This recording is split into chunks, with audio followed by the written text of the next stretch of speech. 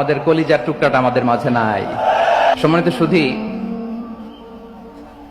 হযরতুল আল্লাম শহীদ মরহুম আল্লামা দেলওয়ার হোসেন সাঈদী রাহিমাহুল্লাহ, ওনার স্মৃতি বিজড়িত আজকের এই ঐতিহাসিক প্যারেড ময়দানের তাফসিরুল কোরআনের প্রোগ্রামে সব আছে। স্টেজ আছে, শ্রোতা আছে, প্যান্ডেল আছে, মিডিয়া কাভারেজ আছে, কিন্তু আমাদের কলিজার টুকরাটা আমাদের মাঝে নাই। আজকের এই প্রোগ্রামে আলোচক হয়ে এই চেয়ারে আমি না বসে ওই শ্রোতাদের কাতারে বসে যদি আমাদের আল্লামার নুরানি চেহারার দিকে তাকিয়ে ওয়াজ শুনতে পারতাম, আমাদের হৃদয়টা ঠান্ডা হয়ে যেত, আমাদের তৃষ্ণার্ত হৃদয় শান্ত হতো। সব আজকে আছে, কি যেন নাই, ঠিক কিনা বলেন?